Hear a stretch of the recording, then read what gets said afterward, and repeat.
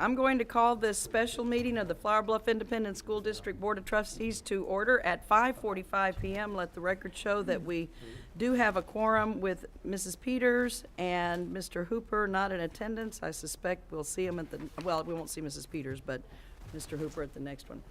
All right, and we are going to open with public comments. Madam Secretary, do we have any public comments for this hearing? Not for the special board meeting, Madam Okay, President. thank you, I appreciate that. And now we will turn it over to, Nikki White. yeah, Nikki White. White. Yay, here she comes, all right. Stage light.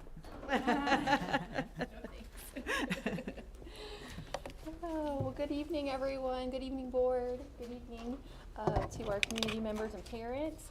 Tonight we are presenting the district annual report for the 2020-2021 school year. I did it, yay. Okay.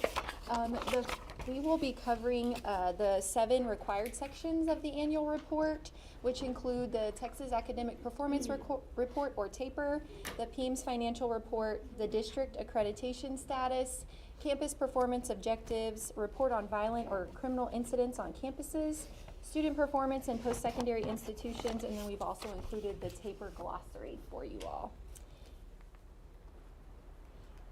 So the TAPER is compiled by TEA for every district and campus in the state. It includes a wide range of information on the performance of students and information on staff and programs. The full TAPER is 142 pages long. This presentation has been trimmed down to highlight key areas and accommodate our time. The cover page of the TAPER shows the accountability rating, and no district was rated during the 2021 school year. This page also shows our special education determination status was needs assistance, and this was due to 3th through 8th grade special education passing rates, particularly with social studies, writing, and EOC biology. The TAPER is reported for the 2021 and 2019 school years. The 2020 school year was not reported due to the cancellation of STAR. Each grade level and content area assessment shows 3 performance rates: approaches, meets, and masters. This data shows the passing percentage at approaches, meets, and masters for all subjects and grade levels combined. While FBISD scores fell 6 points in approaches, 7 points in meets, and 6 points in masters, we are very proud that our students were able to still receive a quality education during the pandemic, and they did not experience the significant learning loss we saw in other districts across the state.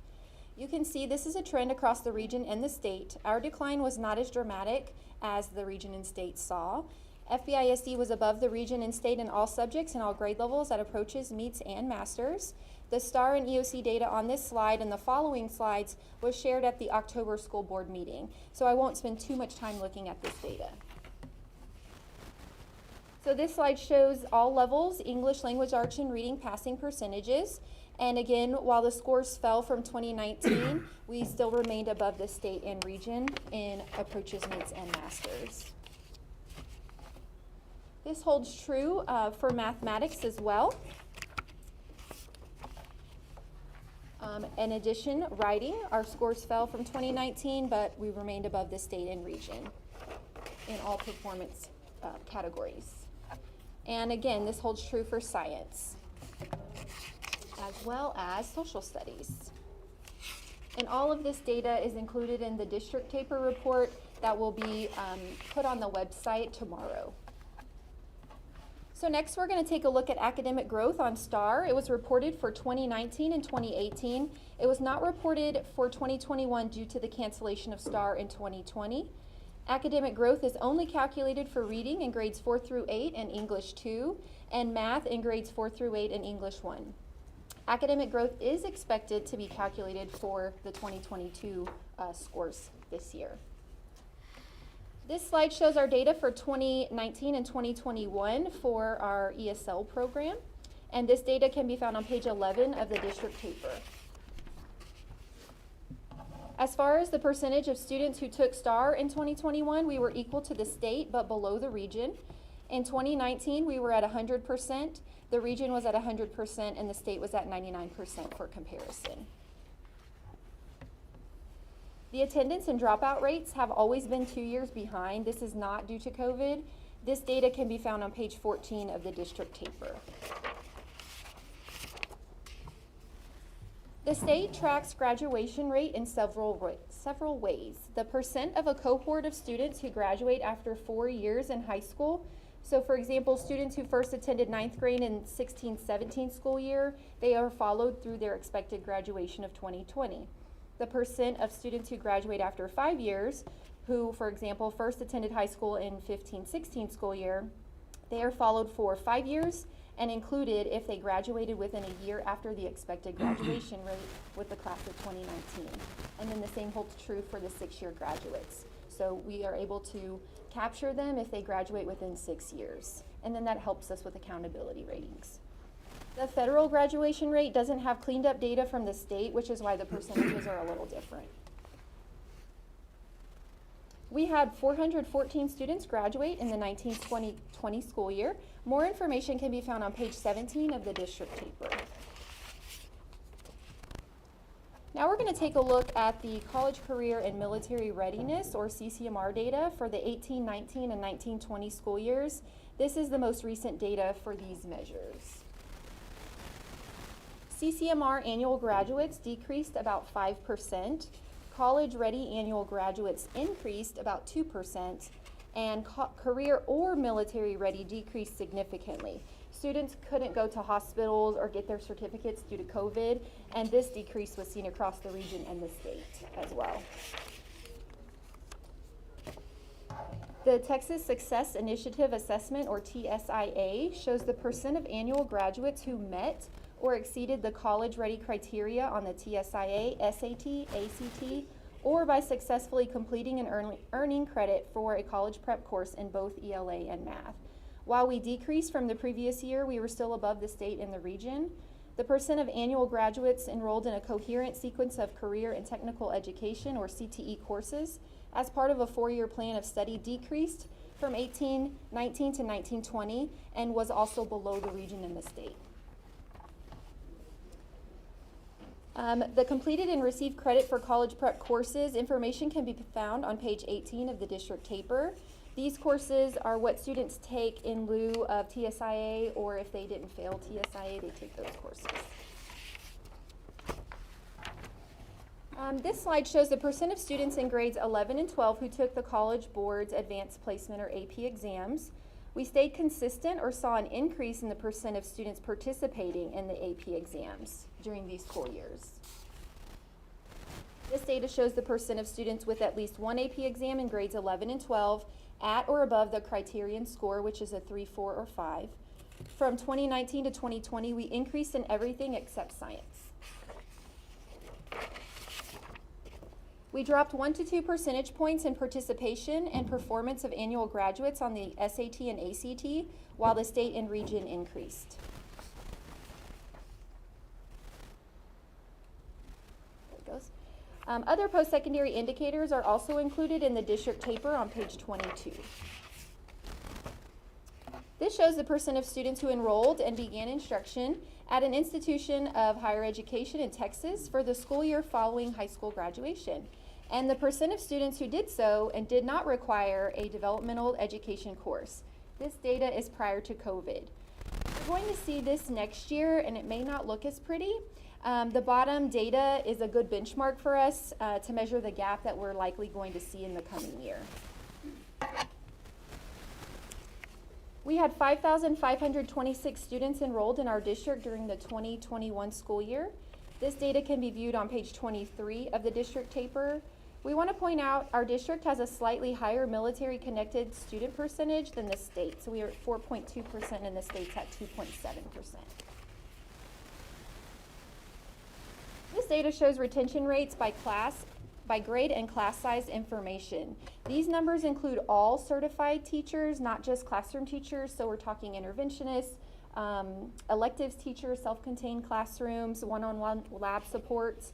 And this is how the information is captured. So every certified teacher is shown for the campus, which explains why some of the class sizes appear low, but they may not necessarily be a true reflection of our class sizes.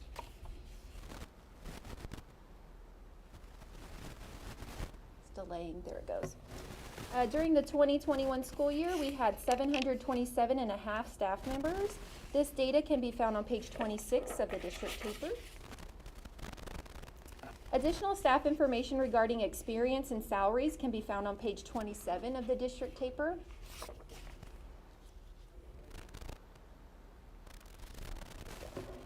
For teachers by program, compensatory education, gifted and talented, special education, and other program category are higher than the state percentage. Next, we will move into the PEAMS Financial Standard Report, and I will turn it over briefly to Ms. Cancino.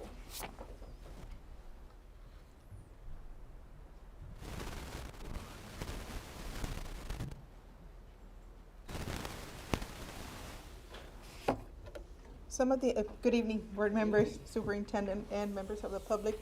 We have here the actual financial submission, PEAM submission for the 1920 school year.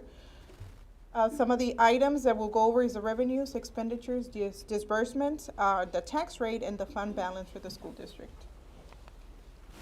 The entire report, financial report can be accessed there at that link that it's available on the document shared in board book. The district actual financial report, again, these are for the fiscal year 1920. You have the breakdown by district, the general fund, separated from all other funds, and you have the state, and the state includes all funds. For revenues, the three major breakouts, it's your local revenue, state revenue, federal revenue. If you see there, the total operating revenue for the fiscal year for the general fund was at almost $48 million. For all other including all other funds, it's almost 54 million. For the other revenues, other sources, it gives a more specific breakdown. There, we don't have any revenues from INS. This is when we do the tax swaps. There's no revenue, so it's the same. We don't pay recapture.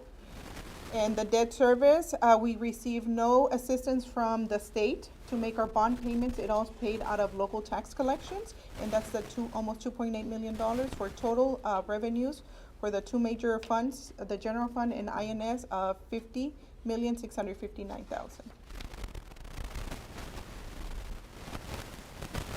The expenditures by major object, the categories are payroll, cost expense, that is the bulk of our expense, and you see there we spend a little over 84% of the general fund at $40.4 million. The second largest one is for professional and contracted services, the 6,200 at almost $4 million, a little over 8% of our budget, and that's utilities come out of that function code. So those are our two major expenses. For total expenditures of almost $48 million. You see for the state, if you look at the payroll costs, we're slightly higher than the state average. They're at 80% and we're slightly over 84% for payroll cost. And here is the same expenditures, just broken up differently. These are by major function, and you see our instruction function 11, combination of 11 and 95 is almost 60% of the budget with $28.5 million. Next largest one is our function 51 with 6.4 million, and again, that's where our utility payments come from. And if you see, we're slightly higher than the state average on the function 11 and 95 combination. It's almost the same, but it's slightly higher, 3%.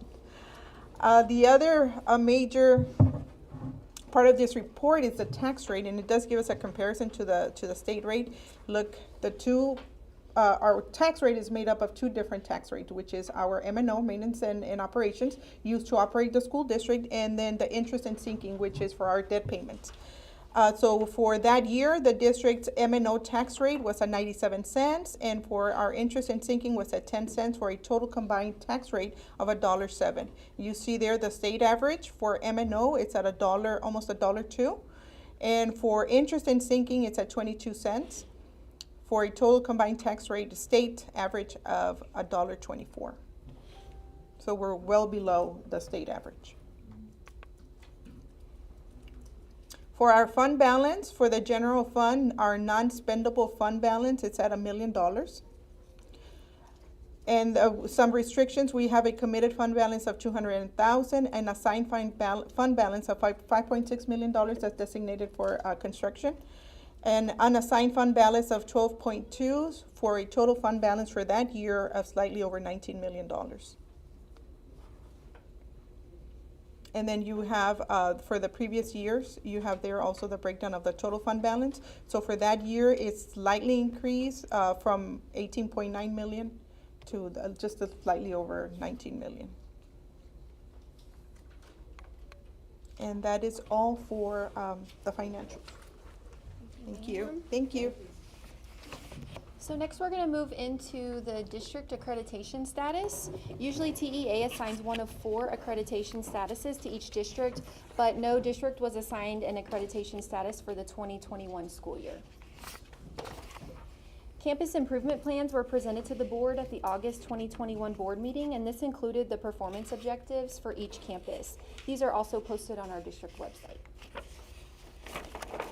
Next, I'm going to turn it over briefly to Mr. Crenshaw to report on the violent or criminal incidents on campuses. Good evening. Another part of this report is the report on violent or criminal incidents that has to be done each year. This data is reported in numbers unless the numbers of any category is less than 5, because that would violate FERPA. So if you look at our report, you see all zeros except for 1 asterisk where that number cannot be reported. And basically, just to let you know, these are certain disciplinary offenses that you can kind of put into 3 categories: drugs, weapons, and Title V felonies that occur on campus. And these incidences are used to determine whether you are a persistently dangerous school. And basically they use a ratio of 1% of your population. If you ever got to 1% of your population, you would be considered a persistently dangerous school. And we are far away from that, as you can see. And the next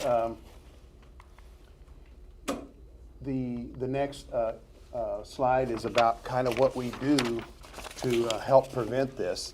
You'll see that some of our policies help us prevent that, and the policy that's referenced here is really the legal and local policy regarding the behavioral threat assessment teams that are required on each campus.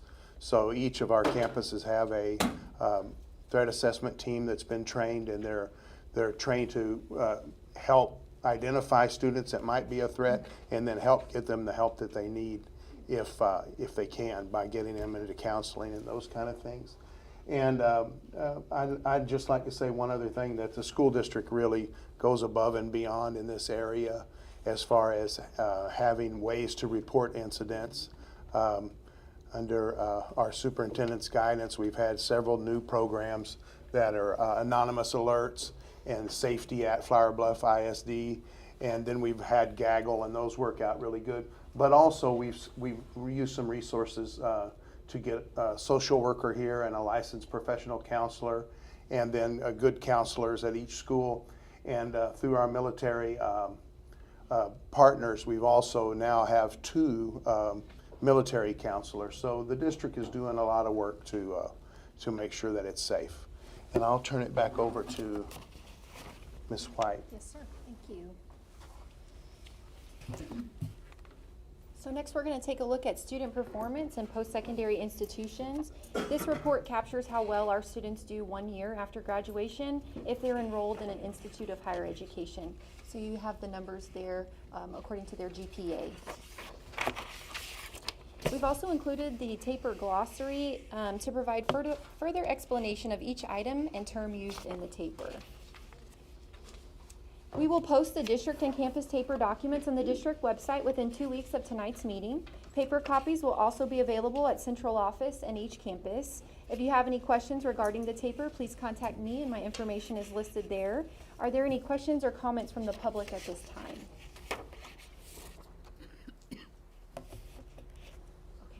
Okay, how about from the board? Questions or comments from the board?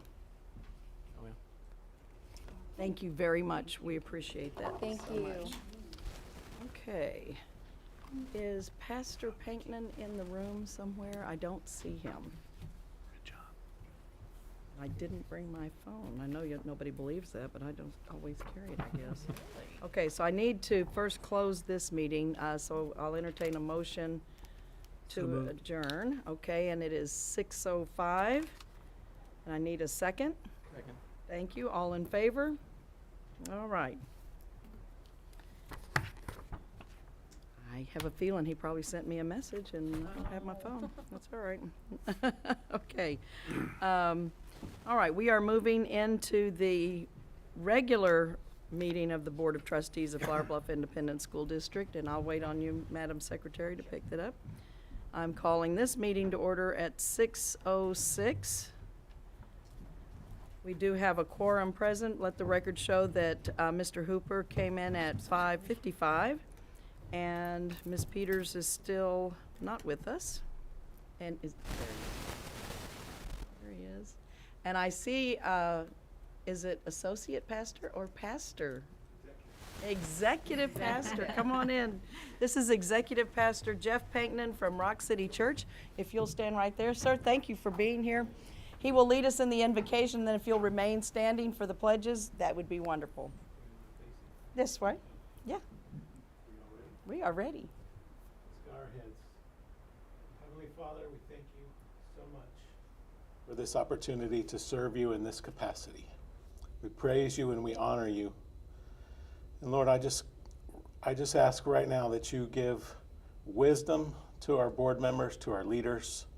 Father, give them the capacity to handle the weight of what they do. Give them the grace to do it, Lord. I just ask you to come and renew their strength in this process, Father.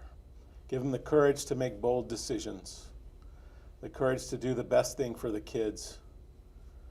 And Father, I just thank you for the parents in our community. I just ask you to come into their situations, Lord. Soften their hearts towards you, towards their children, God. I just speak protection over their family units. I speak protection over the children, Lord, and I ask, God, that you would just guide them and lead them. Father, give them wisdom in their relationships at school. Give them strength to do the right thing at the right time, God. I just thank you that this group in this room will change the trajectory of this district. It will correct the things, the damage that was done by the pandemic on the moral and ethical pieces of these kids. And I just thank you, God, that their wisdom and their understanding will lead them through that. And we thank you for our community in Flower Bluff and for what the future holds for us here. In Jesus' name, amen. Amen.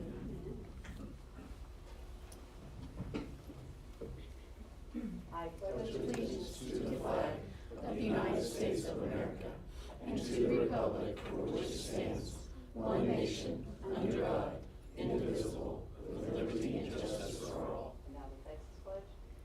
Honor the Texas flag. I pledge allegiance to thee, Texas, one state, under God, one and indivisible. Thank you. You may be seated. Thank you, sir. We appreciate it. Okay. It appears, we need to do something that we have not, well, we did at our last meeting. So if you'll break out your, how many of us are there? 1, 2, 3, 4, 5, 6, Don't have it. I don't have it. 11. It's right behind the agenda, the very next page. If Yeah, you so it's scroll on your- down That's right. to page 6. Thank you. Okay. So I think, therefore I am, no. So, all right, I think what we'll do is let's start. Mr. Hooper, I'm going to have you read the vision. We're going to go all the way around. We'll end with Ms. White. Is that 10 of us? And I think there are 11 things. 1, 2, 3, 4, 5, 6. Okay. Can we do that? We'll just wind up where we wind up, but I'm going to read the very last one, whatever happens. Okay, there you go. Okay. Our vision is to make Flower Bluff ISD the premier district in Texas. Thank you. The mission of the Hornet community is to foster and empower students to become confident, productive members of society who pursue excellence with integrity. Goals. Goal 1, students' well-being and academic success. Goal 2, faculty and staff, well-being, professional development, and growth. Goal 3, community satisfaction and engagement. Goal 4, financial stewardship. Okay, and then I'll go here. All right. In Flower Bluff ISD, we believe all students are the key to our future, and they understand that strength is born from our diversity, and each has potential for excellence through action and accountability. In Flower Bluff ISD, we believe parents and families will receive consistent communication, support, and collaboration so that they are true partners in the education of all students in our care. In Flower Bluff ISD, we believe faculty and staff are pillars in our community who demonstrate integrity, subject matter expertise, and empathetic knowledge of our students in a way that inspires intellectual curiosity and commitment to excellence. In Flower Bluff ISD, we believe principals and campus leaders are servant leaders who lead with compassion, knowledge, and support in order to lay the foundation for excellence for all students in our care. In Flower Bluff ISD, we believe the superintendent and central office staff are servant leaders who lead with integrity and vision to support students, families, faculty, and staff while ensuring fiscal responsibility. Did we skip one? And then I think you skipped me, but I miscounted something. I think I was counting all 4 goals as well. Sorry. That's okay. No, no worries, no worries. And so I apologize. I'm going to read this last one. That's okay. Okay, I'm sorry. In Flower Bluff ISD, we believe the board is a visionary team of trustworthy servant leaders who set the direction for our community school system in a way that supports all students, families, faculty, and staff in pursuit of excellence while ensuring fiscal responsibility. And there it is in a nutshell. There we go. Okay. Now we're to my favorite part, presentations. At this time, I'll call Ms. Bealey to come forward.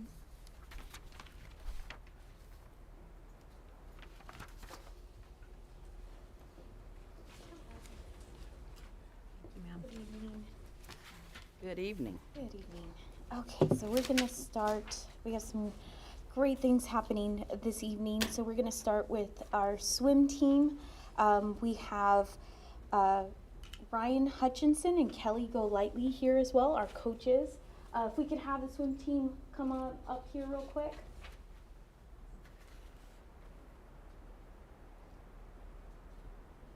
You can just stand right up front here. There should be some big smiles on this. Yeah.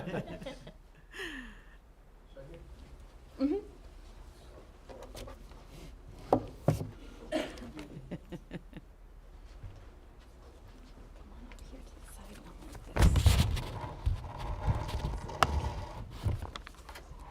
All right, so we are recognizing our swim team this evening. So we wanted to let everybody know about their incredible accomplishments. We have their wins in the men and women's team district 31 champions. We have men and women's team region 8 champions, 16 state qualifiers, women's medley relay, Jenny Pena, Patience Orms, Emma Elizondo, Kylie Rich Hutchinson, silver medal, Jenny Pena, bronze medal at the UIL state meet, and women's team in 8th place at the UIL state meet. Congratulations. We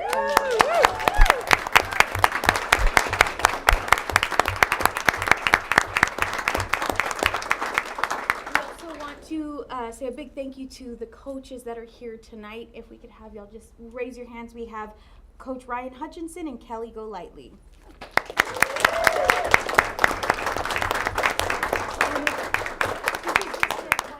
Photo with the board. Does Coach have anything he'd like to say? Coach, do you have anything that you would like to say? I'd just like to thank the board and administration for all the support and all the community.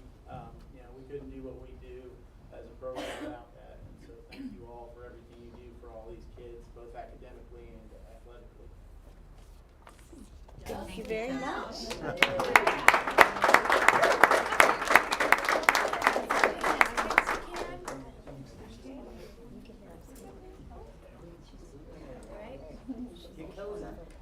There we go.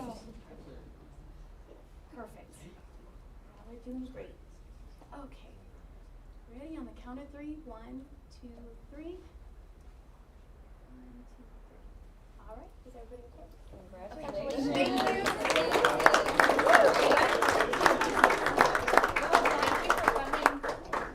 Thank you, coaches. I know you guys put in tons of hours for this. I thought of that. No, I will not. I actually said it once last year. They did swimming. Oh. And Okay, well, that was fun. Do we have others? Yes, Yeah, yes, ma'am. All right, bring them on. We could get Fernando Fernandez and the choir team up here, please. And this one's gonna be extensive as well in a great way. Yes. Oh, that's what I like to hear. Yes. Yay. Evening. Good evening. good evening.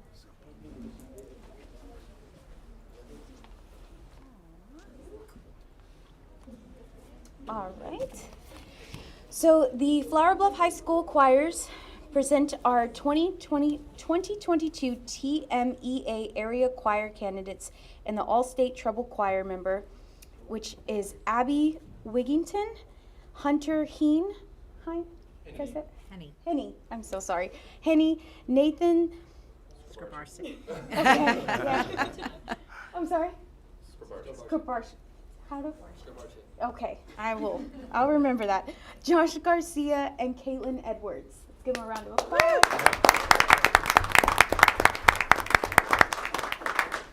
So across the state, 10,000 plus auditioned in the TMEA all-state process. In our region of the state, 800 auditioned in the district round to advance as the top 15. The region pre-area round 240 auditioned to be the top 5 to advance. And at the final area round, the top 20 per section from Southside San Antonio all the way down to our Rio Grande Valley, auditioned to be the top 7 tenor, bass, and 9 treble singers and members of an all-state ensemble. All of the student musicians placed well within those top 20, but only Caitlin had the scores to secure a spot in the state ensemble. We are so proud of them and all they will build momentum for the new year to come and to build more students to audition in advance and hopefully bring home more chairs in all state ensembles. On February 9th through 13th was TMEA week in San Antonio, where Caitlin was one of 160 members of the state treble choir from nearly 10,000 plus who started the auditions process across the entire state of Texas. It was a week of rehearsals, intense music shaping, and life lesson philosophy for her, and meetings, along with meetings and workshops for Mr. Fernandez. They both also took in some cool foodie finds for their daily meals. Caitlin's family was also there, several thousand other concert attendees, and our esteemed superintendent, Ms. Velma Solis Garcia, also attended with her husband. We shared many wow moments, and in some were almost breathless from the performances. So we wanted to recognize you all, and also we wanted to ask you, Mr. Fernandez, if you would like to say a little something. You said everything that I wanted to say. It's like I read that. But just thank you so much. Thank you so much for all you do for the visual and performing arts here in Flower Bluff, and 21 years here, and hopefully another 221 to go. And then if you've never seen an all-state patch, Caitlin brought her all-state patch up. Oh, wow. This is what they look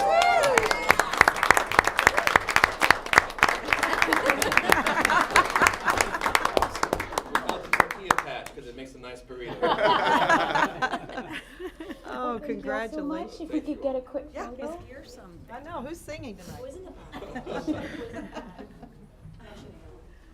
The national anthem. So cool. We'll be seeing some of the baseball games coming up. Oh, well, I'll be there. And then Josh. Yeah, Josh. Yeah. Good? Yeah. You guys are great. Okay, ready? 1, 2, 3. All right.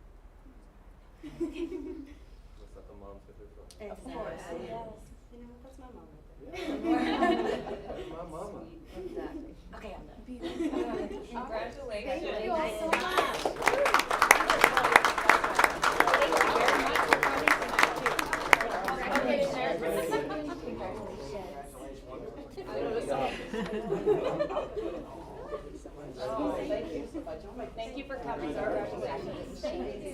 Congratulations. Wish I could hear you sing. Okay. Yes. All right. Yes.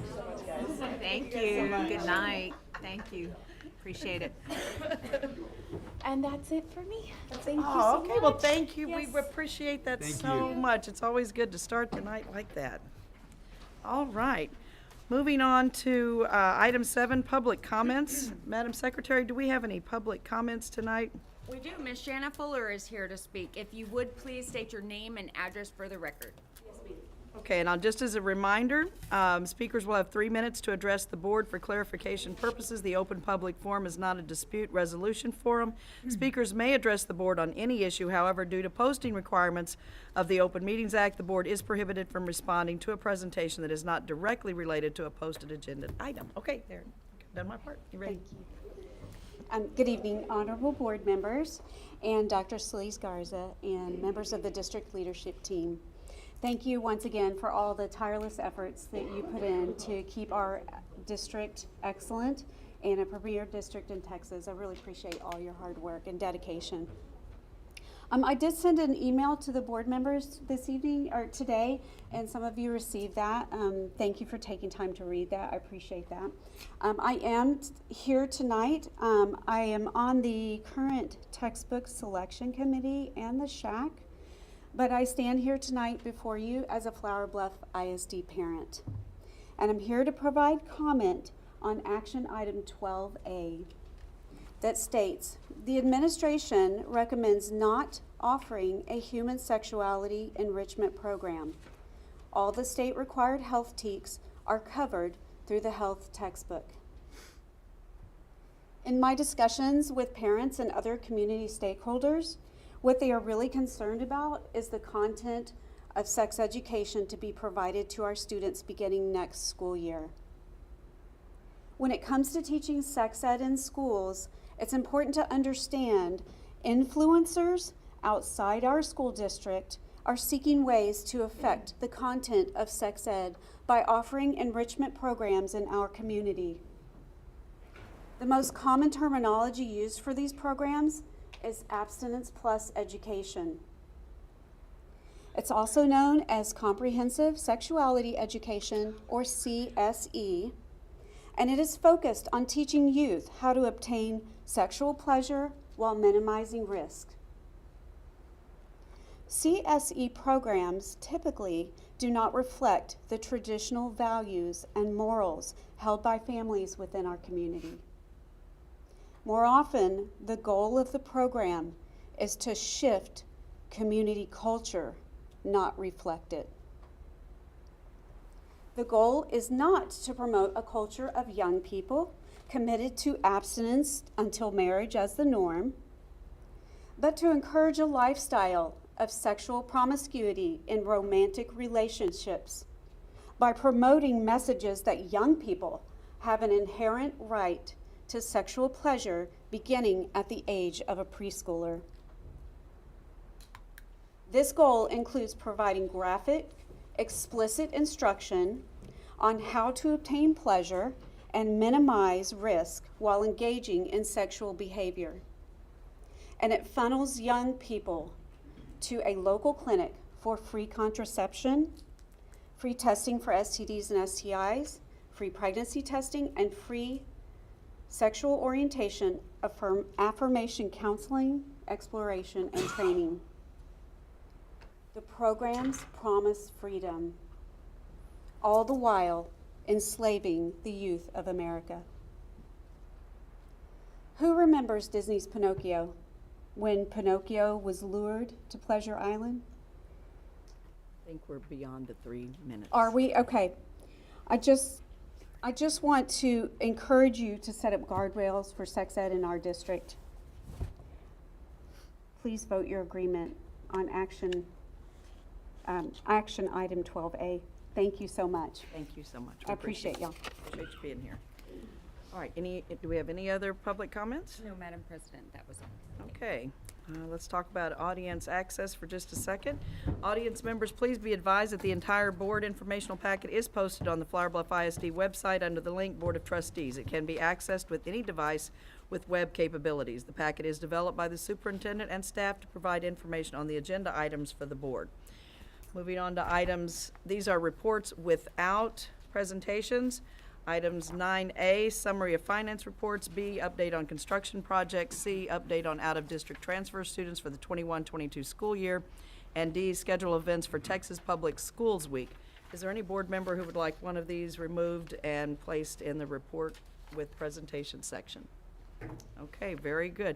And everybody, please take a look, just a quick note on the Texas Public Schools Week, and I don't know, maybe we can figure out a way where each one of us can be at maybe the campuses who adopted us. I don't know, maybe work that out. We'll see how that works for everybody's schedules.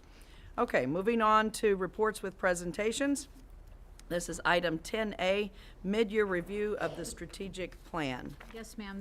This evening, we bring to you all the formative assessment of our balanced scorecard and our district improvement plan. I'm going to turn it over to, I'll start with Mr. Crenshaw. It will be Dr. Borgansky? Dr. Borgansky Okay. first, yes, ma'am. All right. Good evening, board members. Before you, you have our presentation for our mid-year review of our strategic plan. Do want to remind you that the DEIC met on January the 26th, and we evaluated our district improvement plan and our scorecard at that time. I'm sorry, if we can just direct Alex to the right page on the packet. It's page 35, so that we can have it on the screen for the audience.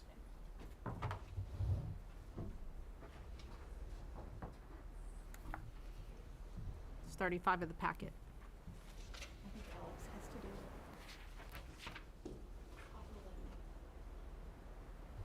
it. I'll just finish on the transmittal and we'll wait. All right. On the, then on February the 9th, our superintendent, Ms. Solis Garcia, met with the junior high and high school leadership ambassadors and got feedback from them.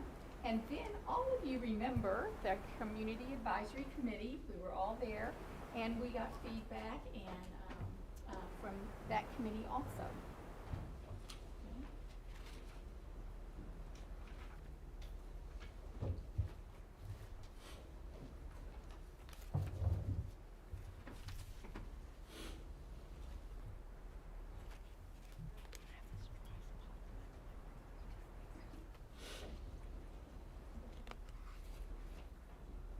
Are there any questions on page 35? We'll move on to page 36. Okay. Okay. Only things I was going to say is that you can see there on page 35, this was the district one, our goals and objectives. We needed to work on goal 2. We just had some progress from our DEIC committee. And then on goal 4, we had some progress there, and Mr. Crenshaw will be talking about that in a few minutes. The next pages that you have are from each of the campuses. The first one is high school. They met with their site-based committee, and you'll notice that they were on track on all of their goals. They just needed, they had some progress in objective 2.4 and some progress on all of goal 4. So they'll be working on that. Junior high was on track on all their goals and objectives except for 2.2. They had some progress there. Next page is the intermediate. The intermediate was on track on every one of their goals and objectives. Next campus was the elementary. On 1.3, they had some progress there. And on goal 3, objective 3.2, some progress. They'll be working on those. The primary, some progress on both goal 3.1 and 3.2. Everything else was either on track or sufficient progress. The ECC, our last campus, they had some progress in goal 2, objective 2.3 and 2.4. And then again, some progress on goal 4, 4.3. So they will be working on those objectives to get them on track. And then I'm turning it over to Mr. Crenshaw, and he's going to talk to you a little bit about how some of them are going to get it on track. Okay, while Alex pulls up that next attachment, I'll just remind you that on the transmittal is a link that goes to each of the plans, and each of the plans is rather dense, you know. So we really tried to cut this information down in a way that's usable to you guys, but we also want you to have all of the information there to dig down. My section really is kind of an extraction from those plans, where we looked at any of the objectives from any goal that was some progress or less. Anything that was on track or more progress or complete. Of course, there's nothing complete at mid-year. We're not reporting on here, but this page is an extraction from each of the campuses and the district plan that kind of says, well, the ones that were on some progress, which is lower than we wish it was, what are we going to do to get that up and going? So an example is the first page, annually increase faculty and staff satisfaction. Well, that was one of the objectives where we got some progress. So we are going to make sure that we promote employee assistance programs. The committee talked about that a lot. We're going to make sure that our wellness program is up and running, and also all the other opportunities that we can to just promote teachers and celebrate them. And I don't really want to read each and every one of these to you, but it's a concise way to kind of look at the areas that the schools are going to focus on to make sure that we come back to you at summertime and everything's on track. So if you have any questions, we can entertain those at this time.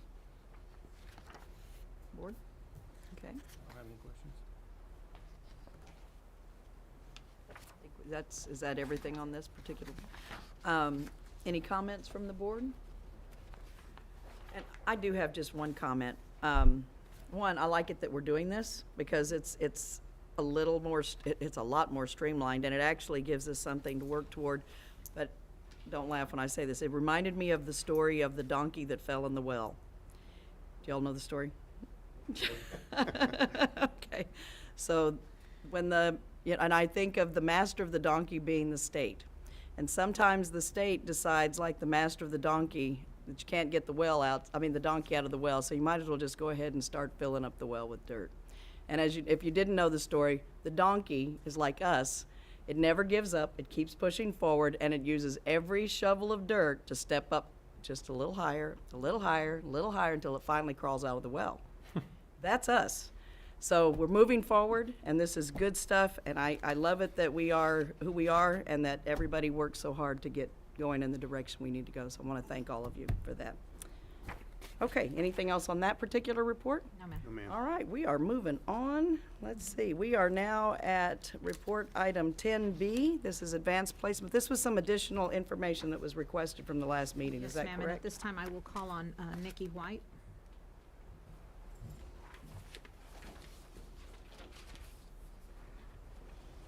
All right, so as you said already, this information was requested at the last board meeting, so this presentation contains a comparison of the district and global advanced placement data for the past 5 years. So just as a reminder, this slide and the next slide were shared at the last board meeting.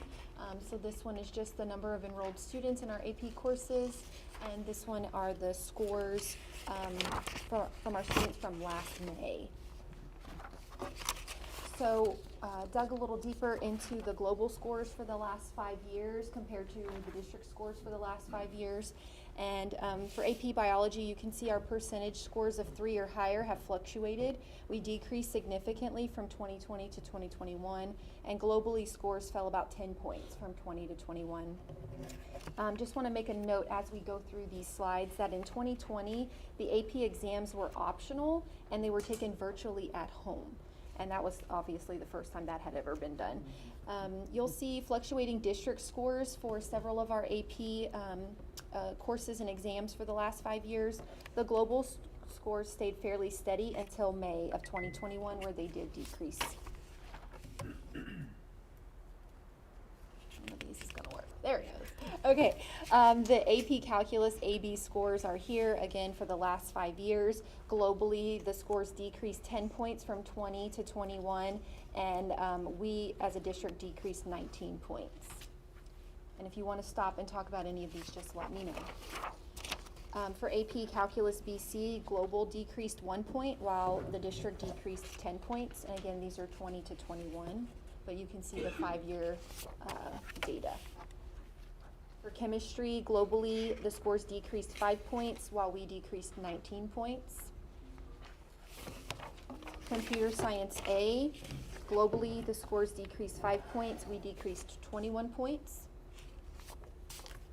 AP English, Language, and Composition, globally, the scores decreased 5 points, or excuse me, yes, globally, they decreased 5 points, and we fell 25 points.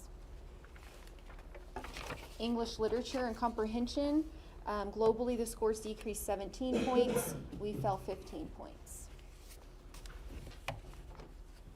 Physics, globally scores fell 9 points and we decreased by 10 points. AP Statistics, globally the scores decreased 3 points, we increased 7 points from the previous year. AP Art Design and Design Drawing, globally the scores decreased 3 points and we held steady at 100%. For 2D Art, globally scores decreased 2 points, we decreased 11 points. For US Government and Politics, globally scores decreased 7 points, we decreased 5 points. US History, globally 13 points, decreased 13 points, we decreased 7 points. World History, global scores decreased 8 points, we decreased 53 points. So, in analyzing the AP scores for the last 5 years, we recognize that we are not where we want to be when it comes to our AP scores. A few items we considered when we were analyzing the data. We do have a local requirement for all students enrolled in AP courses to take the exams. Many schools do not require all students enrolled in those courses to take the exams. The students in those districts are strongly encouraged to take these exams. Those students already know which college they're going to. All AP exams in May 2020, as I said, were optional, administered virtually at home.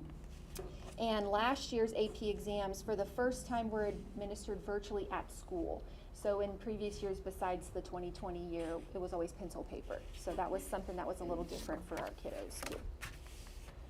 So moving forward, we do have a plan of action, and we would like to, this is our plan of action to increase our AP scores in the future. So we are revisiting that local requirement.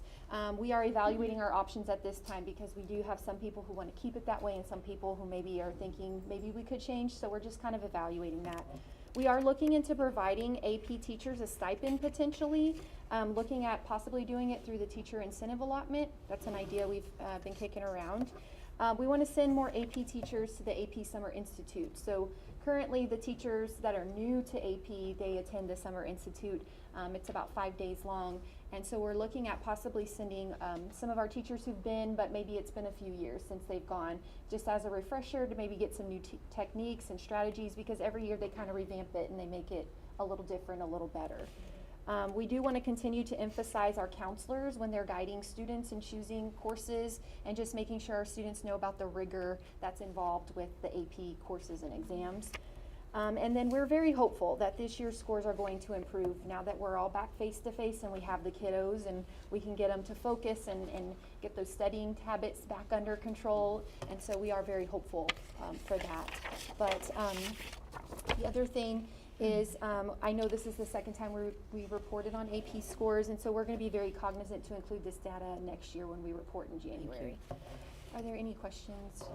You said that was the regulation, what we have, a requirement rather, of the all, and so have we polled the teachers? Is that what we're doing? We're talking to the teachers to see what they think? Okay, okay. The only Because that comment does I'd make make about that is, you know, we want to make sure we're getting value out of it. So if there's no value in having somebody take a test, because it's not going to be useful to them, we need to consider that. The other side of that coin is I think there's good in everything you do. So, you know, I want that to be balanced, but You know, I sometimes think we do things just because we do things, or always done it that way, or, oh, well, if we do it, then we cover everybody, we get everybody included. We need to make sure we do it the right way and balance everything, so. Yep, I agree. Good point. Any other questions or comments? I actually just have one question. Do you have to have a 3, 4, or 5 for it to be included in your weighted GPA? Can I defer to Ms. Medley on that one? Ms. Medley, did you hear the question? Can you repeat that? Sorry. So with the AP classes, I know that it's tied to the exam, but I know there's something about having a 3, 4, or 5, and I'm not sure if it's in order to count towards college or if it's to count towards their weighted GPA. Can they take AP and still be counted towards their weighted GPA without taking the exam? I believe so, and I'll double check, but the 3, 4, or 5 comes for them to be able to get the credit there for the college. The university. And so really that's our goal. And also we're revisiting it because I'm big on expectations, so I don't want kids to take a class. I mean, like she said, we're talking to our teachers, but then I don't want them to bail and go, well, I don't think I'm gonna pass the test, so I'm gonna bail from taking it. And so we can revamp a few things. I think we have a plan and we're gonna do good by that program. We have a few things to look at, and so we're gonna look at those things. The 3, 4, 5 is for credit at the university. For the college. Not all colleges accept the AP, right? Most will accept the AP over the dual credit. Gotcha. So that's the part where the counselors need to have those conversations, because some students already have their mind set on a university, and you want need to to steer know. them into that AP instead of the dual. But a lot of times when you take the dual, what will happen is the course will count, but it may not count in that major, because most universities want you to take your major courses there in that at that university. But those dual credit courses will count in other areas. They may count as an elective, or it may count somewhere else within the degree plan. Okay. Any other questions or comments? Thank you, Ms. White. I appreciate it. Thank you. All right, moving on to item 10C. Ma'am, I'd like to introduce Misty Romo, who is our COVID coordinator, and she's going to give a brief synopsis. Hi, Misty, of our nice to meet you. Nice to Welcome. meet you. Good evening, board members. My name is Misty Romo. I am the Flower Bluff ISD COVID-19 coordinator, and I'd like to update you on our COVID cases. I'm happy to say that the number of positive cases are declining for this month, for the month of February. In the transmittal attached, you can see as of February 14th, our total number of active cases were 11, and as of today, the total active cases in Flower Bluff ISD are 11. Our COVID numbers are updated daily to the district website and can be viewed at any time. We held a vaccination clinic for staff and students on February 4th with a total of 20 people taking advantage of the proximity of the vaccination clinic. The vaccines were given by the Nueces County Public Health Department, and we will be holding a follow-up clinic for the second doses on March the 4th. We are continuing to follow all protocols and will make changes as necessary. Thank you, and have a great night. That was great. Okay. All right, questions or comments from the board on that? All right, then thank you very much. We're moving on to the consent agenda. Item 11A, approval of the minutes of the special meeting of January 18th, 2022, of the regular meeting of January 27th, special meeting of February 10th, and another special meeting of February 17th. We have been busy. And then item B, approval of budget amendment number 4. Is there any board member who would like either one of these moved to the action items? I make a motion, we approve the consent agenda as is. Okay, thank you, Mr. Hooper. And a second? Second. Thank you, Ms. Dowd. Questions or comments? All in favor? Very good. Okay. Now we are moving on to item 12A, and this is consideration and possible board determination regarding human sexuality instruction. And it's my understanding that whatever is determined on this one will tell us what we do with 12B, right? Yes, that is Okay, correct. very And good. I'm gonna try my best to not make this any more confusing than it is. So what you have in front of you is an item to where the board has an opportunity to either vote to offer human sexuality instruction above and beyond what is already covered in the TEKS. And when you look at the TEKS, and I did provide the board a one-page front and back with the TEKS of what's covered under health education. And so there is no human sexuality instruction within the health TEKS. You will find information such as health behaviors or health information, but not in such detail that goes into the human sexuality section. So the human sexuality can be found in our, or description of that can be found in our local policy EHAA, which was a part of our update 118. And it basically goes through covering what the role of the board is as far as if you opt to offer that program, then you would ask the SHAC to then move forward with reviewing the materials for the human sexuality instruction program. So that's that resolution, that's the next item. We feel that administration is recommending that we just offer the health information through our TEKS and not offer the human sexuality as an enrichment program, or to offer a program that goes above and beyond what we already offer within the school day. The TEKS show you that it covers the health instruction starting at grade 6, and then it's grades 7 through 8, and then for credit, which only if the student wants to take it, because it's no longer a required course for credit. At grades 9 through 10, you have it there on the first page, and then 11, 12 on the next page. And I included Texas Education Code so that you could refer to if you'd like. At this time, Madam President, I am recommending that the board opt not to offer a human sexuality enrichment program, and that we will cover the health TEKS as are required. Okay, then I'm going to start by asking for a motion. I'll make a motion that we accept the recommendation of not offering a human sexuality enrichment program. Thank you, Mr. Hooper. And a second? Second. Thank you, Dr. Needham. Questions or comments, board? All in favor? Okay. Very good. So we're skipping 12B. Correct. Jumping right over to 12C. We are ready to take a look at the approval of the district calendar for next Yes, year. ma'am. Is that So right? I am Is that going to call on Mr. Crenshaw to walk us through this report. Yes, ma'am. Thank you. As the transmittal will show you, we had 4 meetings of the calendar committee this year. We actually had a couple in the prior year in the beginning. So there's been about 6 total meetings over this calendar. And one of the first things I want to do is brag on this committee.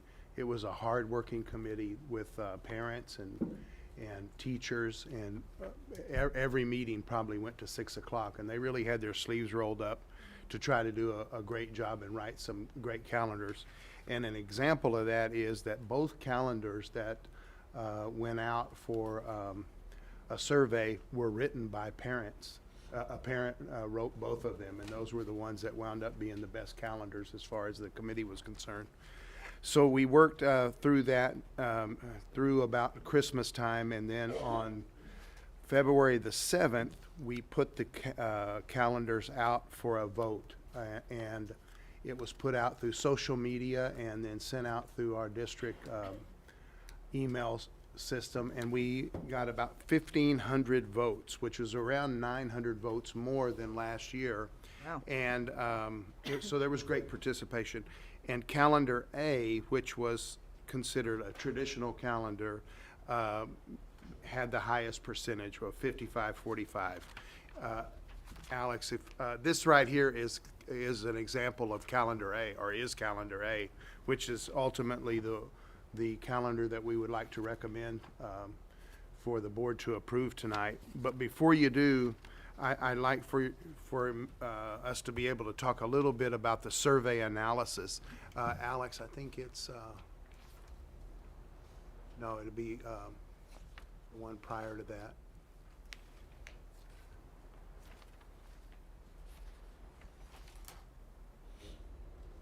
Okay, yes.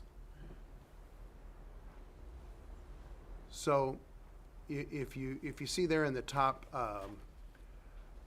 bracket, there was 1,500 votes, and it was broken down 55 and some change percent for A and 55 for B.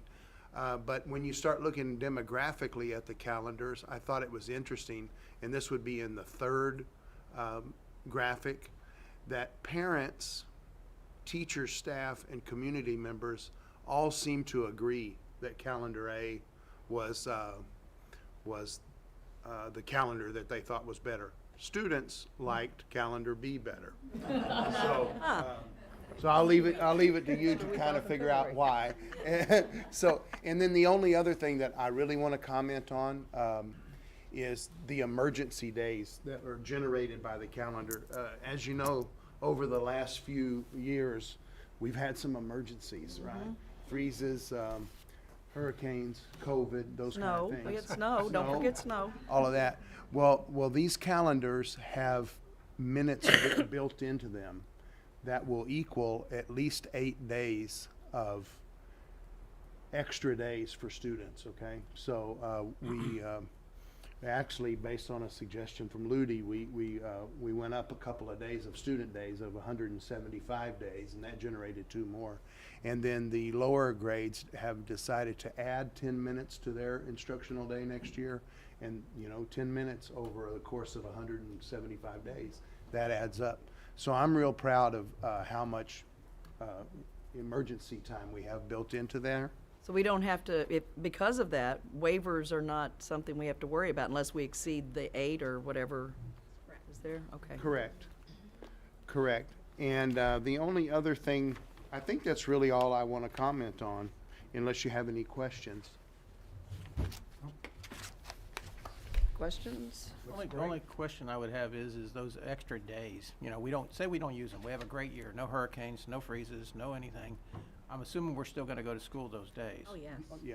And so I'm looking at as the opportunity to get back to where we were and exceed, become the premier. So that's great to hear. Well, and I will just make one more comment. In 2015, 2016, there was a change in the law. And before that, you had 180 instructional days. Well, the state changed that to minutes at that time, and that's been kind of the cause of all of this change in calendars. But we're getting to where we have good instructional minutes every day and a pretty well-built calendar. So the administration would like to recommend that you approve calendar A as the 2022-2023 official calendar. Okay, so I'll entertain a motion. So moved. Whoa. I'm messing I around. can't really tell which was first, but It doesn't matter. okay, Mr. Morgan, and a second? I'll second. Okay.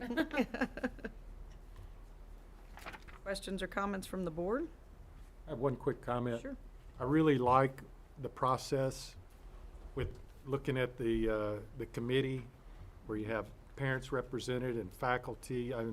You've got everybody engaged in the process, and then you put it out where everybody who has a stake in this can vote on it. Yep.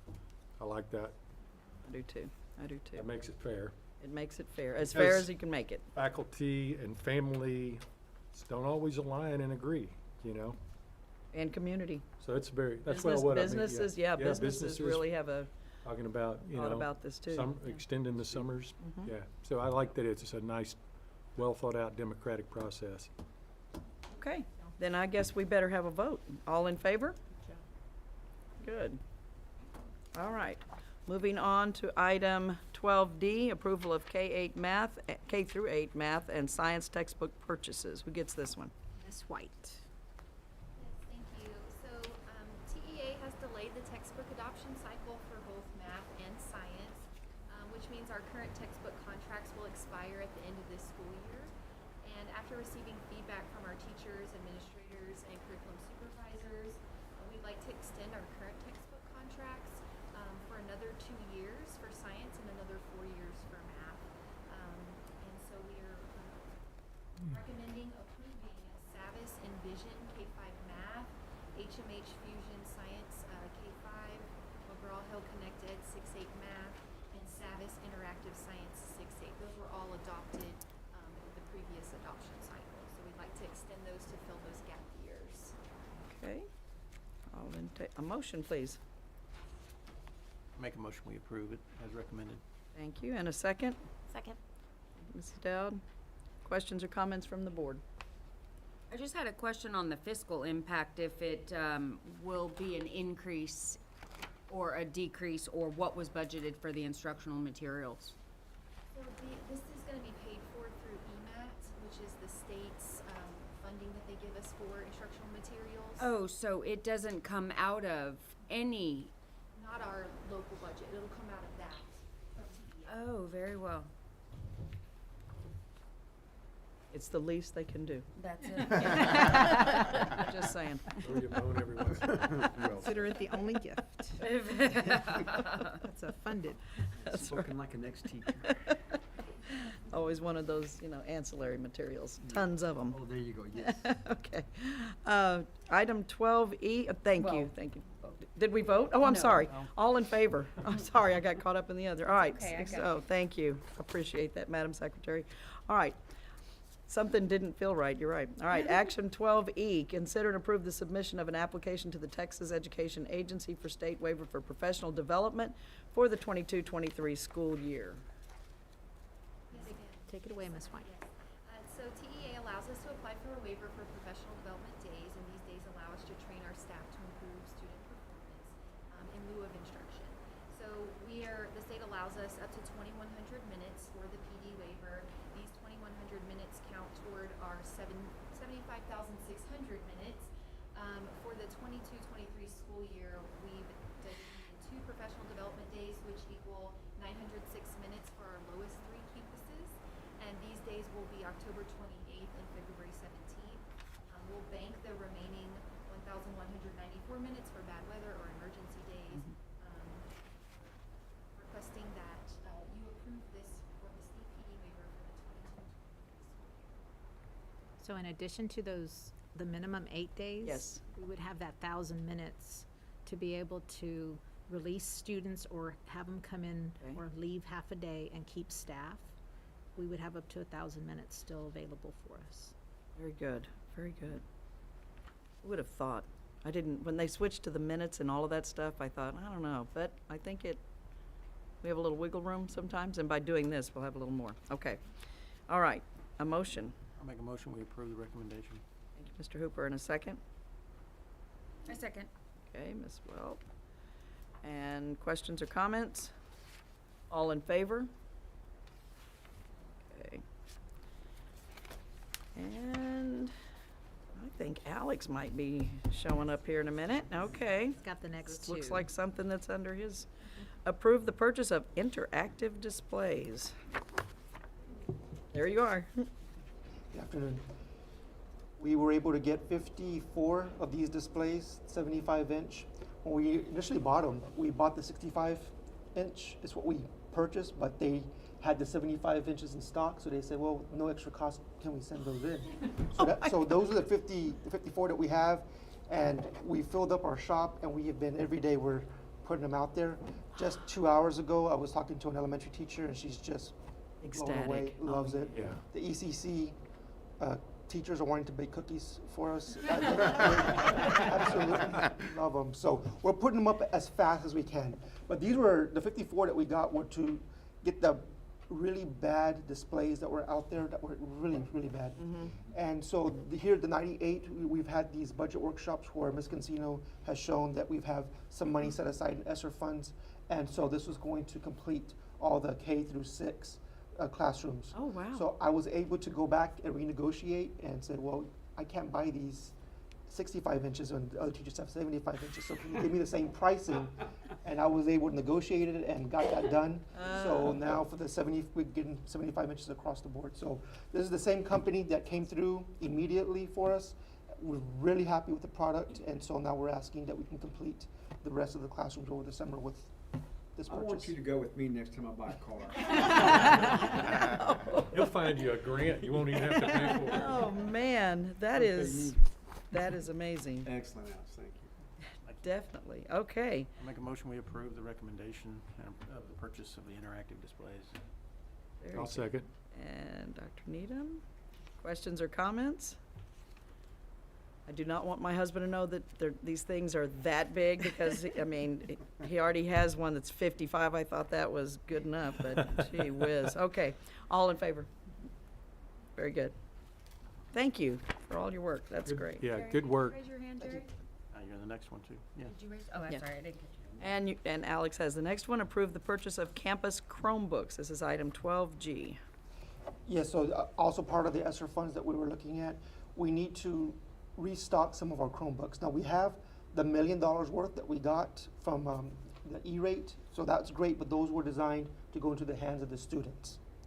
These are for the ones that we can keep here on the campus.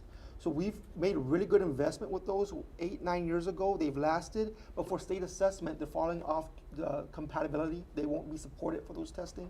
And so we were looking to be able to beef up our inventory of Chromebooks. And so part of this was to do this. We were going to, I think the junior high is really in need of them, and then also help out some of the other campuses. So this is what this is for. Okay. I'll make a motion, we approve the purchase of the 480 campus Chromebooks. Thank you, Mr. Hooper. Second. Second. Thank you, Ms. Dowd. Questions and comments? All in favor? All right. Thank you, sir. Thank you. Again, thank you for your work. And just like that, he disappears. Just like that. Goes back behind the curtain. All right. Action item 12H. This is approval of, oh, yeah. Yeah. Yeah. We've been having fun up till now. Party's Okay. over. Yep, okay. All right, whoever has it, I don't even want to read it, but go ahead. This is the insurance, okay. So, Mr. Don Clark with Carlisle Insurance was here on the February 17th special call board meeting to give you information as to why our renewal rate is so high. And, we were hoping that we would get a better pricing on that option 4.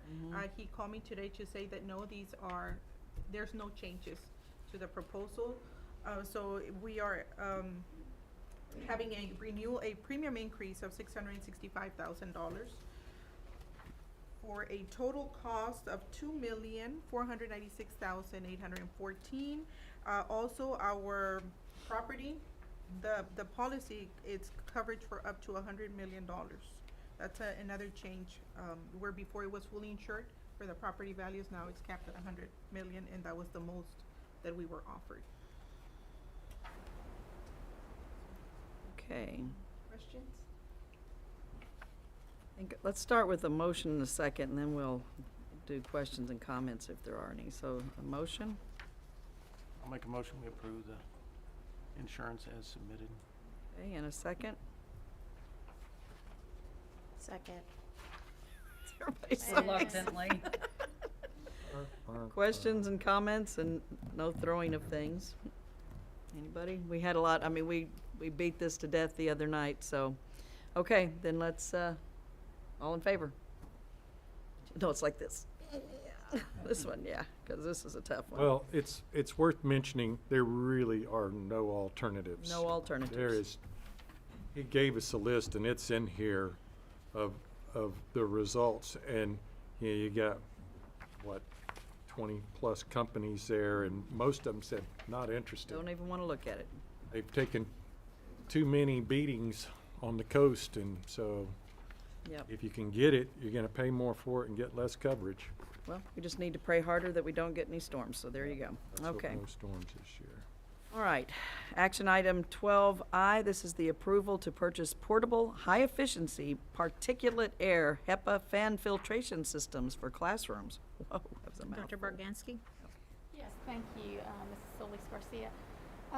We applied for a grant through it was through TEA, but it was also TEA working with the Department of State Health Services, and we received $215,025. We can only use that money to implement prevention or mitigation strategies to help the curtail of COVID-19 virus. So these are some of the things that we could buy with this money. And we are going to be buying PPE some cleaning supplies. We're also going to be paying number 7, our CLIA certificate that we had to buy, that we had to pay for our clinic to run. And so the rest of that money we wanted to spend on the air filtrations for the classrooms. And we're asking you to approve this. We want to buy 527 portable air filtration systems. They'll go directly into our classrooms for our teachers and students there. We want to go with, I think I'm saying this right, HIS LLC. They came in with $189,107 for those 527 fans, and we want you to approve that so we could go forward and buy those for our teachers and students. And if you have any questions, Dawn's here. And I think you were talking about Alex getting a good deal on this. So did Dawn with his connections and everything. Excellent. The reason that one is so low is because they're giving us a 25% discount there. Yeah, saw that. That was my question. I saw that. Yeah. So there's gonna be an ongoing cost to having these, because you have to change the filtration elements and stuff like that. Two things that, I don't know if we have it planned or not, but obviously we're gonna have to keep some in store because as they go red light or whatever off, then you're gonna have to replace them, so a maintenance issue. But the other side of it is then we're gonna have to budget for that. And we don't have it budgeted now, although they're free on the front end, there's always the back end, right? And I think, so, Dawn, do you want to talk about the filters? It comes with 200 extra filters. The filters last between 4 and 6 months. But yes, there's going to be a cost. Twice a year we're going to change filters. Any idea what that cost is annually for the We're looking at replacement? probably like $79 each right now. That's just, I'm guessing about that's the number I saw each. We'll continue there will be a cost. we'll continue to seek out grants as well Okay. to help us cover some of that cost. I'm not saying no, I'm just saying there's gonna be some added cost here, so. Yeah, including electricity. Well, that too. Yeah, so. One thing I would suggest is it's to their advantage to have you replacing filters. And they call that the razor blade model of business. So they sell you a piece of equipment and then they make their money selling you all the replacement parts, the disposable consumables.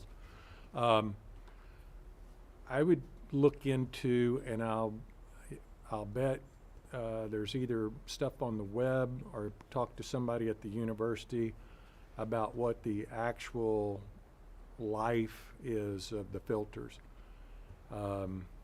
If it's just based on hours, that's not viable. If it's based on a differential in pressure, maybe. But I would do a little research on that rather than just arbitrarily agree with whatever they say needs to be done. Because if it's a HEPA filter, as long as the air's moving through, it's filtering. It doesn't get less dense, right? It gets more dense as it starts to clog up. What's the difference between that filter and another filter? I'm sorry, what? There's another company out there that says their filters last 5 years on their machines. But the filters, the HEPA filter is a HEPA filter, so I'm curious on how they got that 5 years. Yeah, the filters don't deteriorate. The carbon does if it's got activated carbon, but that doesn't have anything to do with what we're talking about. How much, Jerry was asking? They're $78 each? I think they're about 79. Well, right now each, I didn't get a price on the whole. And it's not even a big check deals. around, that's just from the company. And it depends on. It's a 2-pack. I was gonna say, it Well, depends on what we that can still do. comes out to $40,000 a year. For sure. Yeah. I need some clarification. Are they saying that these HEPA filters actually stop particulate matter that are as small as COVID? 99.8 or something like that. They catch everything, viruses. Well, I just want to make sure, but it's the HEPA, I mean, this will capture the COVID virus. I just haven't ever heard that before. I just want to make sure I understand. And as far as noise level, I don't know what 58 decibels, are they gonna be, Very they're quiet? Very quiet. 58 is pretty quiet. I didn't know. We had one posted out by our office, and you couldn't even hear it. Couldn't hear Oh, it at you all. couldn't. And, they just plug right into the wall in this, and how did you come up with 527, just backed into the money you had left? Into the money we had left, is we we've got roughly right under 400 classrooms. So if we put equipment offices, we'll have some historically something happen. Oh, Good. I see. Okay. $59 a piece. I bought a couple of They're these for good. my house. That's COVID. No, they Okay. do make a big difference. All right. Those folks do last. Yeah. Just a point that the Austin Air Systems quoted a different number, so their quote's not apples to apples. We asked for 527 and they quoted 572, so Yeah, it they really had put mixed their up. number, They flipped but it. they Had weren't, mixed up, but they weren't in the per lead. unit was way up there. That's right. Okay. A motion then. I make a motion that we approve the expenditure and recommend the approval for the purchase of the 527 portable high-efficiency HEPA. Yeah, those. Make a motion, we do And that. because the filters are a 2-pack for sure. It's a Four? joke. Oh, gosh, Shirley, thank you, Madam President. And I'm the old one. I just, Okay, second. Mr. Hooper. All in favor? Okay. Two-pack for sure. For sure. Should be in cubic feet. Sorry. Okay, item J, approval to award competitive seal proposal for Hornet Stadium repairs project. I'm gonna ask Ms. Gancino to start with this project, and then if she wants to hand it over to Dawn, she may. So we have good news here, hopefully making up for the insurance previous item. But we had a competitive seal proposal issued out for the repairs of Hornet Stadium. The proposals were due on the 10th. They were evaluated the following day by district committee, and there were 4 proposals that were received. If you have the attachment there of the companies and the scoring. We did call references, and the lowest monetary bid was received by Sunhills Waterproofing and Restoration for $368,000. We had estimated, or we had anticipated this project being over $1 million, so we're very happy when we saw this come in. We made sure that we called references when we saw this price, and they had very good references. We did get to talk to a couple of the references, and they were very, very good. And this is their specialty, is exactly what we're asking them to do with concrete work and restoration. Also, Mr. Nava is here if you don't have any questions. Make a motion, we approve the. Absolutely, quickly before something Expenditures. changes. Second. Second. Ms. Dowd, you second? Yeah, she got a second. Any other questions or comments? Well, that was my question, since we had some, what were they contracted to do? I don't see the scope of the work. What portion of the project was this? And so now you're saying it's all of it? It's all of the stadium repairs, because, we had, rebar, we had all kinds of different things, so the whole entire scope, which was, If you recall, the district had the evaluation done of there was a proposal to evaluate the stadium entirely. And at that time, that was when the initial budget was established. We came on board and did our own evaluation of the repairs that were identified and proposed to you. There were some things such as coating the entire surface of the riser system to the home side. We reevaluated that, and we felt, visiting with maintenance staff, that it was an item that can wait. It's still in good enough condition. We are making some repairs to that surface coating, but we're not recoating the entire stadium. So there was some cost saving in terms of scope and cost there. okay, that's what I didn't, I Correct. So we're not, didn't know. we didn't feel it was prudent to spend the money at this point.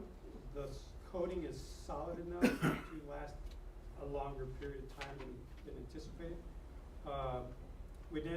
We did not find the extent of spalled concrete or damaged concrete or steel corrosion that I think was anticipated in the initial report, because we did do another thorough evaluation of all the conditions. The company that you are contracting with actually did come out and did an initial survey, and that was, I think, in part used for the first report, but we did visit with them again, and they concurred that we were looking at the scope correctly. that there was not as extensive as damage as anticipated in the initial look at. So we feel comfortable that we've covered all the deficiencies that need to be covered at this time. In the entire project. In the entire project, yes, ma'am. All right, I'd thank like a you. little bit more specifics. You're saying entire Yeah. Specifically, what will this money be used to repair? Okay, let's start with simple things. There's bolts that have not extensive corrosion, but they're corroded, so they'll be replaced. There was a mixture of non-galvanized bolts installed somehow with galvanized bolts, so you can see the difference right away. And those corrosion pieces will be replaced. Spall concrete, that's been looked at closely, and so that's all being chipped out and repaired. Well, the reinforcing will be repaired to eliminate or stop the corrosion, epoxy coated, and then the concrete will be patched, reinforced. We'll have to obviously repaint that surface, and then looking at all the repairs, we're actually going to paint the entire concrete stadium on the three sides, the inside, the ends, and the back side. And the back side, mostly because we're replacing the garage doors that are there.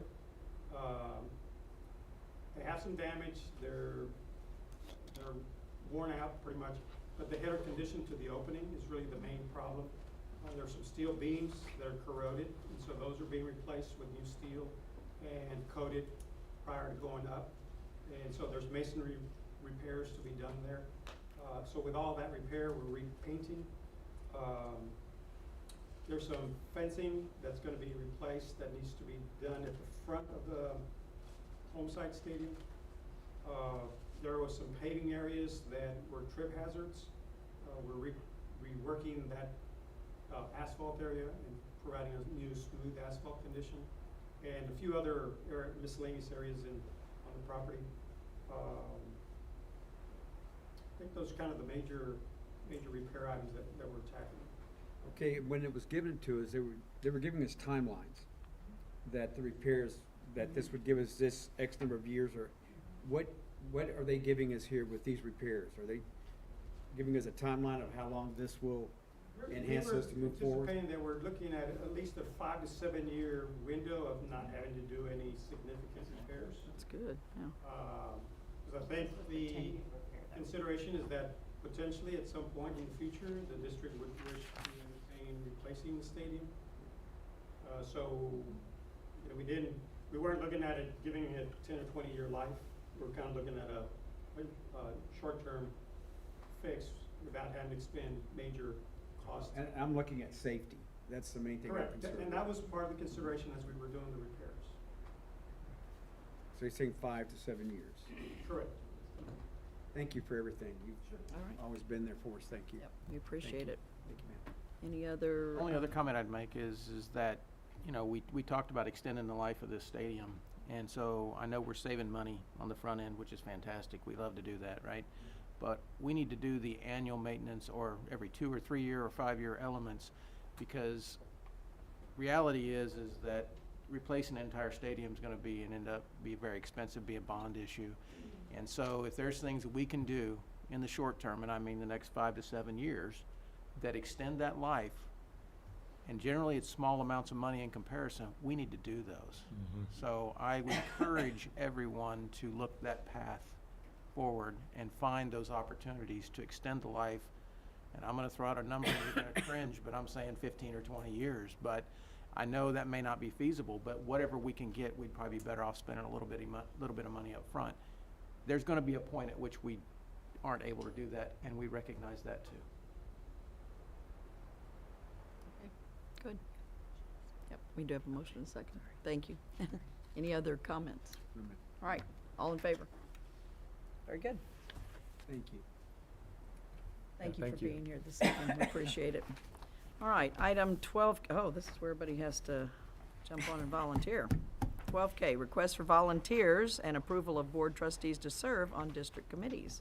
Yes, ma'am. Last year, we came to you asking if you all would volunteer to serve on some committees as ad hoc members, non-voting members, just to be able to gain an understanding of the operations and what we go through when we're looking at different items that we bring to you on the agenda. And I think we have, it's helped us to be able to have you as members so that you get to see the process, especially in the committees such as the Benefits Committee, where it's such an item that is so close to our teachers and our staff, and having you all on those committees to be able to hear what the concerns are. You get to bring that information to this, to the dais when you sit here as board members. And so you have on the transmittal page, the list, and you did receive a replacement, I believe, or there's a corrected one online. We had the calendar committee had Nicole Peters as a member on the original, and she was not a member of the calendar committee. It was Jeff Rank when he was first here. So that was the correction that we made.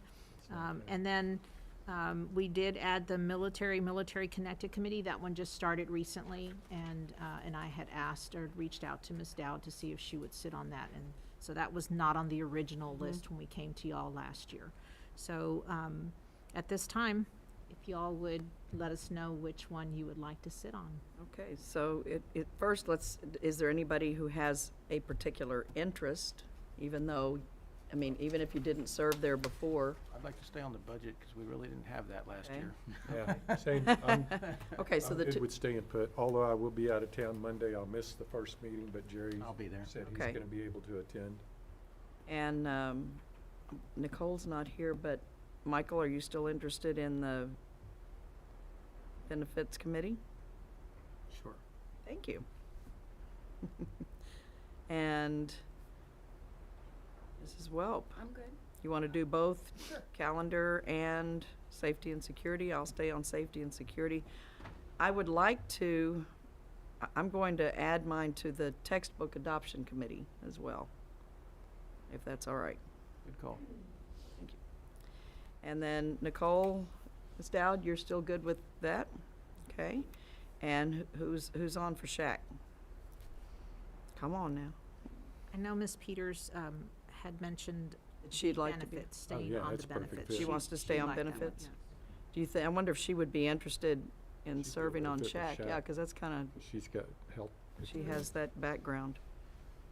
Maybe we can reach out to her for Okay. that. Okay. Is this different than, like, I just went this week to the CTE meeting on construction trades. Are these committees different from that? Yes, Because these are district-wide? yes. Okay.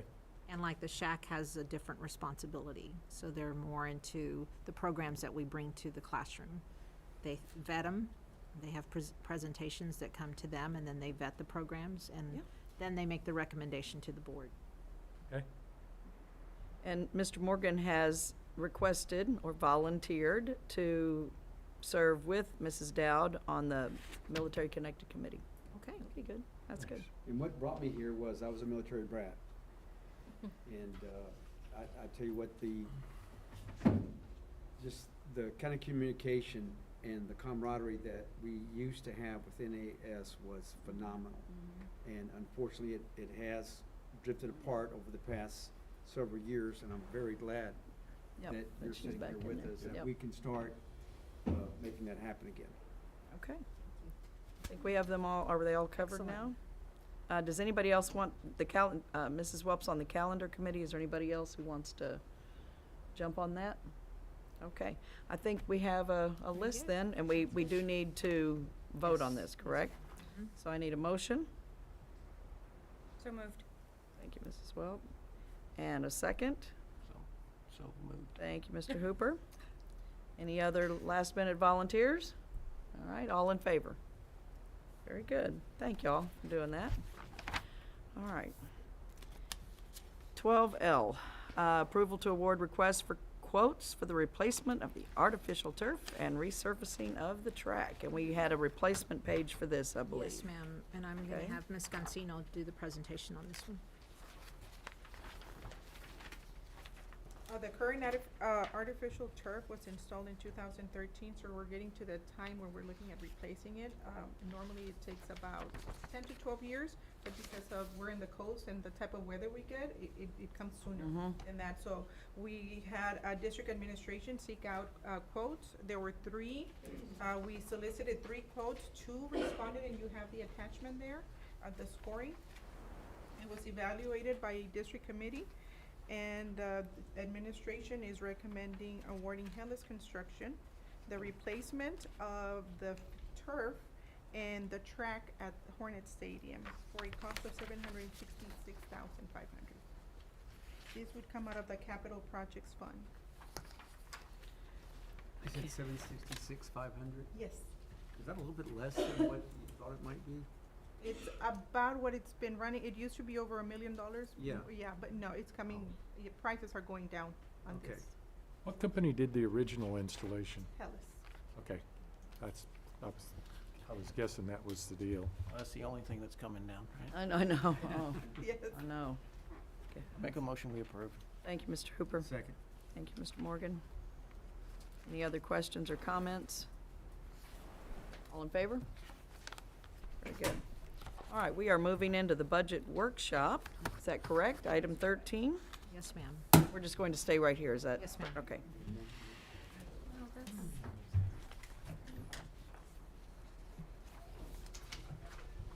And we did we get an updated, yeah, we did. Okay. Everybody should have gotten one of these. Any major changes? I don't know, I haven't had a chance to even look at it. I didn't look at it. Well, the first one, but not this one.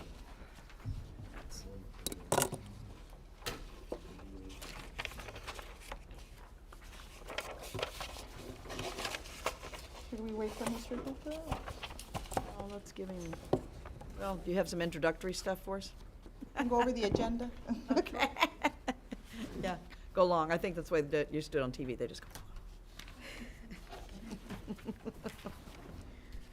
So this is our first official budget workshop for the upcoming budget. We've had other budget workshops that have been for facilities and other items. So now this one is looking into next year budget for the 22-23 fiscal year.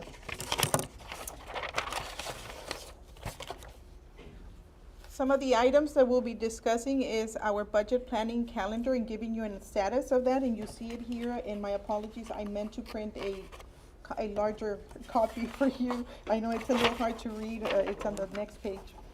So we'll give you an update of where we are as far as that budget planning calendar goes. We also have projections on student enrollment and average daily attendance, and this is what drives our revenue. So this is a very important number that we take. It's our first step to build and make projections. And then we'll discuss our tax rate and the possibility of adopting disaster pennies again for the upcoming school year.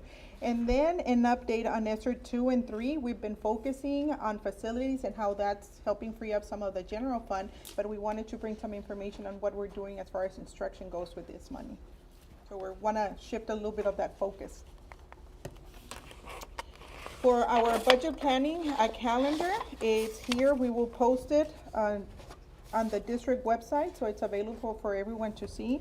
And it is subject to change depending on meetings and timelines, but we wanted to put this out so people know what we are doing as the budget cycle starts and gets going. We have already completed, I think, a major step, which is meeting with our campus principals and meeting with other administrators, department heads, and having staffing meetings. And you have there the list of the meetings that we have had this week. That has been the focus. We've met with every campus.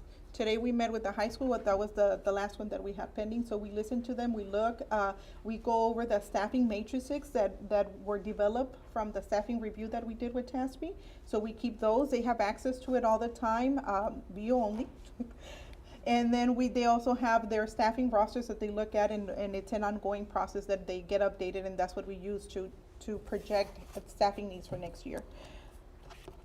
The other thing, we solicited budget committee nominations, and we have our first upcoming activities. We have our first budget committee meeting for this coming Monday. Now, the focus on that committee, since we really don't have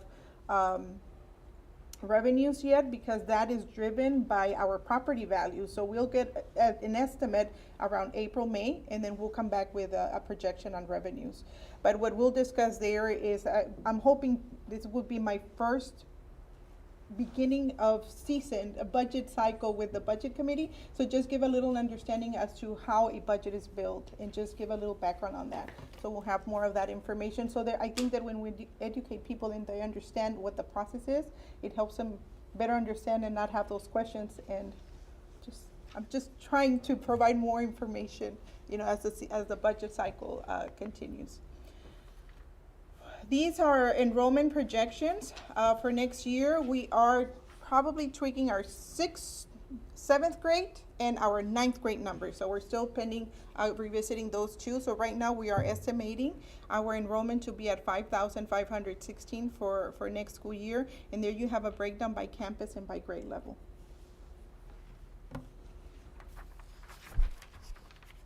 And of course, our enrollment drives our ADA projection. And you have here, it is the same projected enrollment that we had in the previous slide, the 5,500.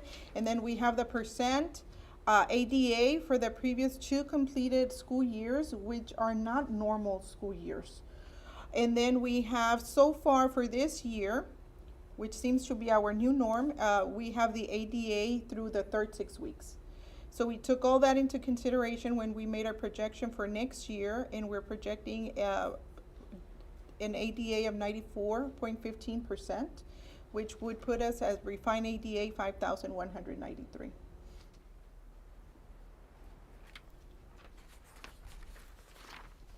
For our tax rate, the other thing that I wanted to discuss was the possibility of adopting disaster pennies for the next fiscal year as well. For this year, we have the 3 pennies, which roughly generated about $1.8 million.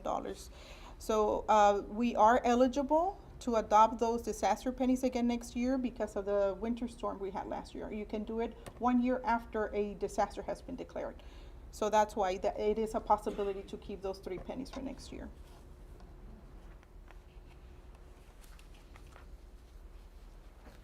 And then an update on ESSER 2 and 3. As you know, we have used these for the majority of it have gone into salaries, and we also use it to pay the retention stipend. We have to address the learning loss. So some of the things that we are doing for the learning loss is we are meeting with campus administrators to discuss the tutoring program, maybe being a little bit more rigorous. That's the extended day program. Also the possibility of Saturday tutorial programs.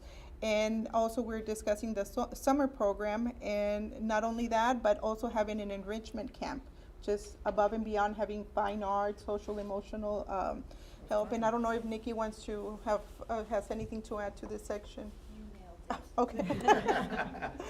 So we want to concentrate, and we keep bringing facilities and that kind of stuff when it relates to the ESSER. So we wanted some of the things that we are looking at as far as instruction, and hoping going above and beyond, not just the basic tutoring, but these kids that don't need that type of help, can have that enrichment. That's cool. So we're looking at that as well for the summer. And then Alex, of course, brought you up to date on the technology equipment. And we also have funds available to buy additional PPE supplies if that be needed.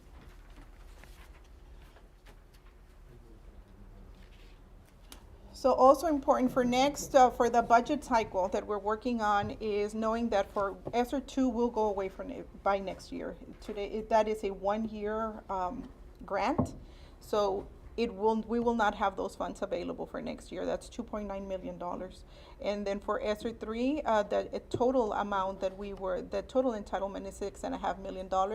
We estimate for 22-23 to have about $4 million available for 22-23 and 23-24. It's a 3-year grant.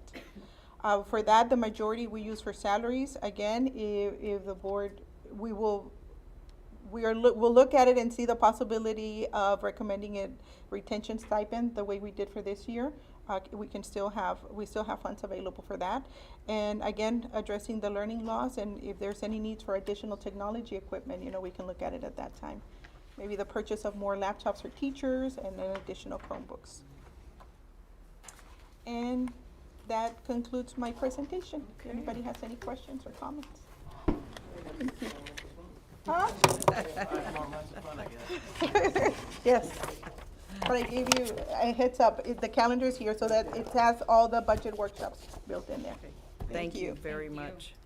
Yeah, well done. Succinct. I knew he was gonna say it. I wish I had said that. Okay. A lot of information to put into that amount of Yes. time, but it all Yeah. adds up. It makes perfect sense. That's good. Actually, we are really. Everybody's been on track tonight. Yeah, I am yeah. impressed. Yeah, on track. That's our new thing. Okay. And closed meeting. Yes, ma'am? All right. All right, Madam President, I make a motion we move into a closed meeting which may be conducted under Texas Government Code Sections 551071, 072, 073, 074, 076, 082, 0821, and 087. Very good. Thank you. In a second. Thank you, Mr. Morgan. All in favor? Okay, we are going into closed session at 7:35, it appears.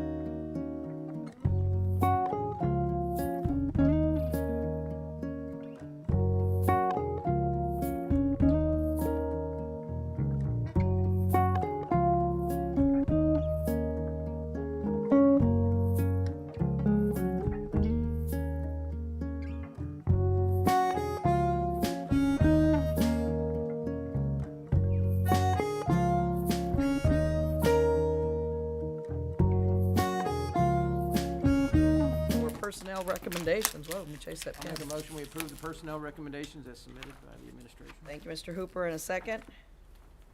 Second. Thank you, Mrs. Welp. All in favor? Bingo. All right. Now we are down to agenda items for March, which is just everybody, you know how that procedure goes, and superintendent's announcements. Yes, you should have access to the Texas Public Schools Week calendar. It's in the board packet, and you'll see a reminder in our weekly update. We hope that you can join us during that week for activities. Please try to decide which ones you want to go to and kind of spread each other out. But it is a time where we want to definitely highlight our programs and our teachers and the great things that are going on in our schools. Without our teachers and our staff and administrators, we wouldn't be the premier district that we are. So we've got kudos to them. This is their time to really shine. So really would appreciate if y'all would help us out there. And then you saw the results on the TAPER report. Again, our scores, were pretty impressive. Even though there was some decline, we were ahead of the state and the region. Again, a lot of that is kudos to our teachers that have been through so much during this time with COVID and continue to provide the services that they do to our students. And of course, the administrators that are leading the way. We have a lot of competitions going on. Our kids, both academic and athletic, are just moving along through the different levels of competition. So we're all attending different ones and trying to support them as best we can. So you'll see us all over the place trying to support our kids. And then next week, ROTC starts their competitions. They have their state competition on Friday, and then of course Nationals is coming up pretty soon as well. That's all I have. Okay, very good, very good. All right, Mr. Hooper. I appreciate everything that you guys presented tonight. I like the format and how it went. Much better, succinct, good information tied in. I like that. Stole Jim's word. No, I appreciate it. Yeah, And it really gets down to the meat of the subject and gets us focused where we need to be as well. So thank you for that.